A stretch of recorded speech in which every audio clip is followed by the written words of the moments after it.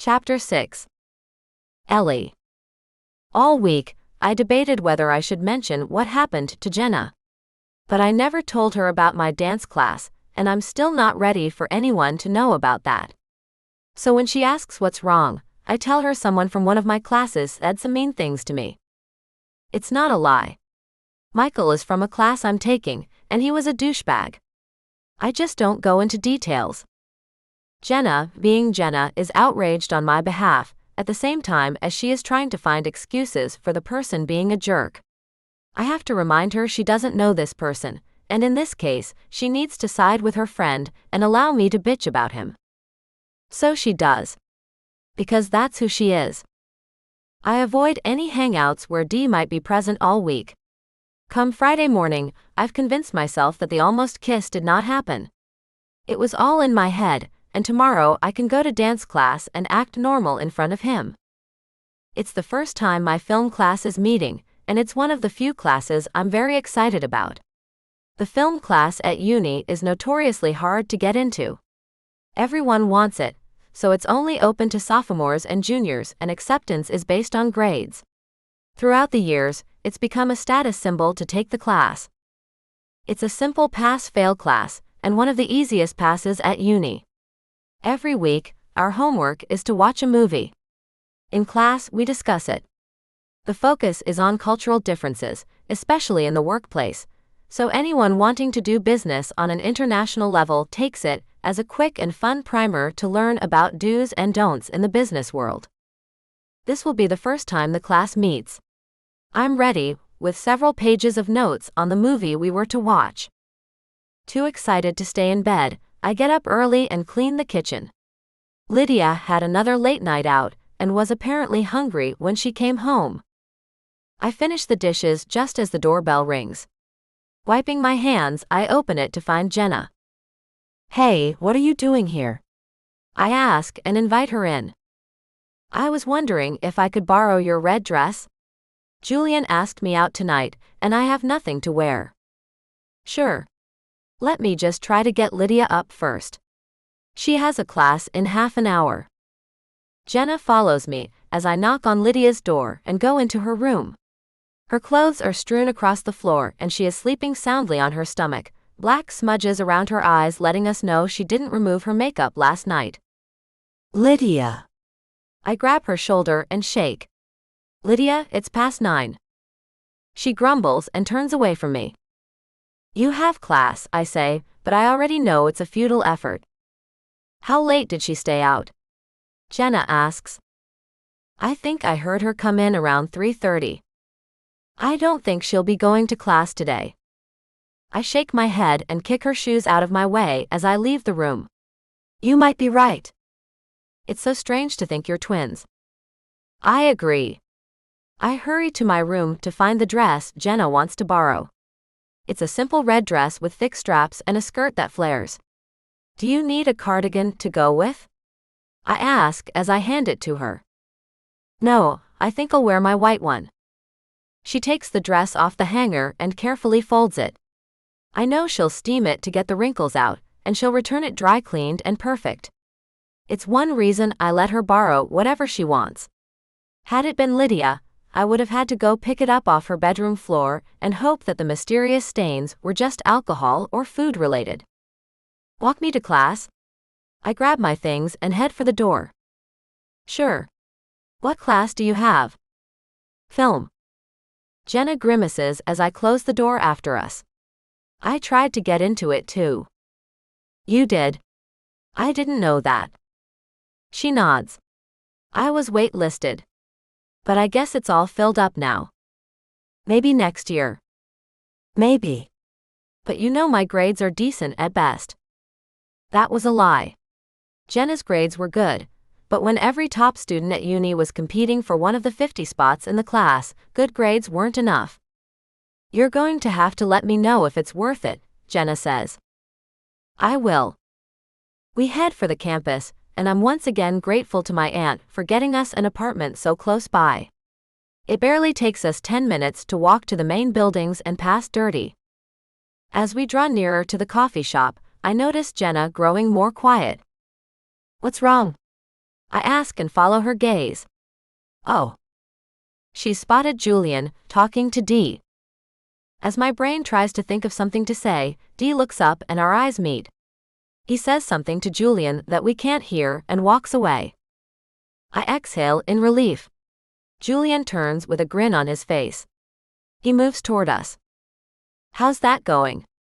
I ask quietly. Are you officially a couple now? Jenna immediately blushes. I think maybe I'll know more after tonight.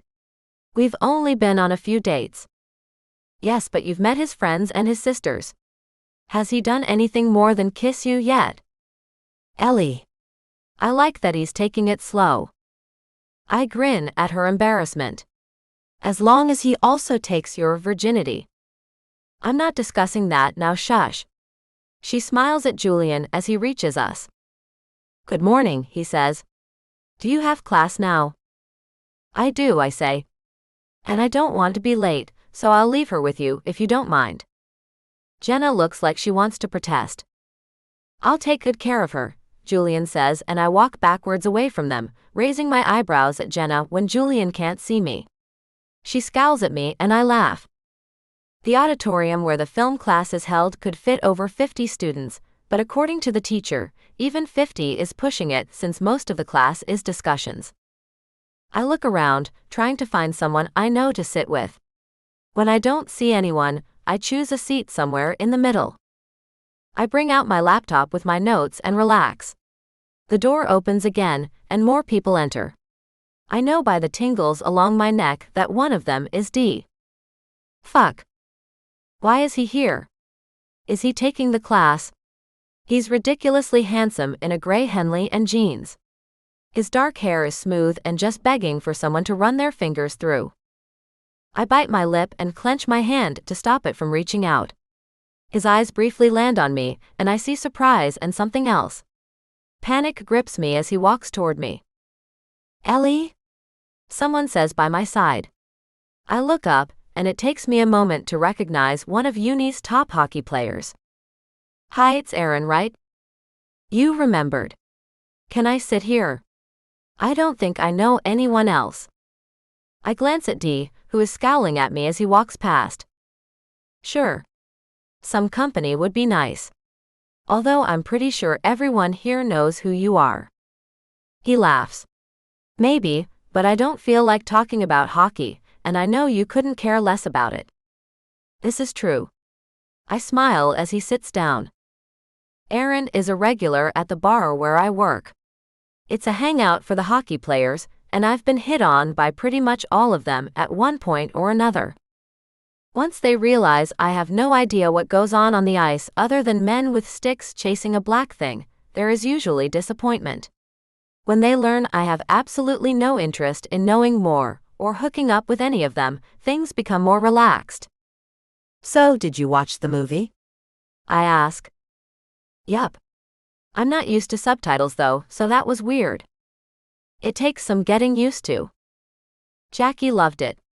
But I think she just loves reading. Jackie is Aaron's very serious girlfriend. She sometimes joins them at the bar. Is she taking the class too? Yeah, but she's sick today. Migraine. Bummer. I promised I'd take notes. Like a good boyfriend does. The teacher arrives and the discussions around the room die down. I can't resist looking back at D. He's watching me intently, and my breath hitches. As the class starts, I realize I've come way over-prepared. Barely anyone has notes, or even a laptop with them. And the teacher doesn't seem to mind. He asks questions, and encourages people to debate certain aspects of the film.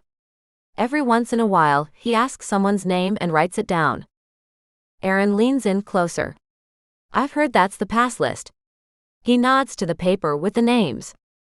All you have to do is make sure you speak up enough in class to have your name written down a couple of times and it's an automatic pass.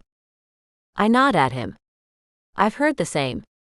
As the discussion proceeds, I make sure to participate, and can't help smiling when my name gets put on the list. I know once isn't enough, but it's a start. D is quiet, and I wonder if he knows about the list. Part of me wants to tell him, make sure he passes the class. But another part tells me I shouldn't care, and I'd be happy if he fails. When the class ends, I gather up my things. Aaron has been true to his word and taken loads of notes on the discussion for Jackie. Will I see you tonight at Lucky? He asks as he gets up. I'll be there. I give him a wave as he hurries off. I get up and almost knock into D. Geez. I place a hand on my heart. You almost gave me a heart attack. Why are you just standing there all creepy like?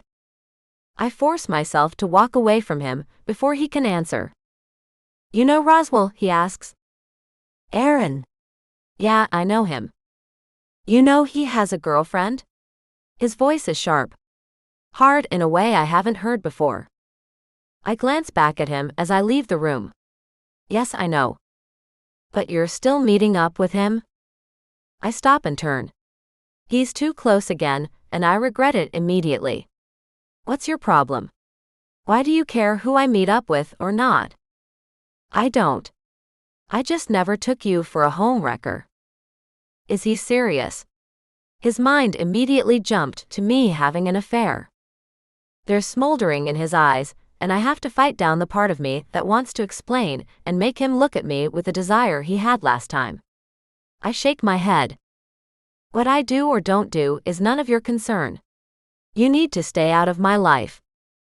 I expect him to follow me. Demand an explanation. But to my relief, he doesn't. I follow the other students out into the courtyard where the sun is still warm and there are only small hints at fall approaching. I swear to myself as I realize I now have 2 classes with D every week.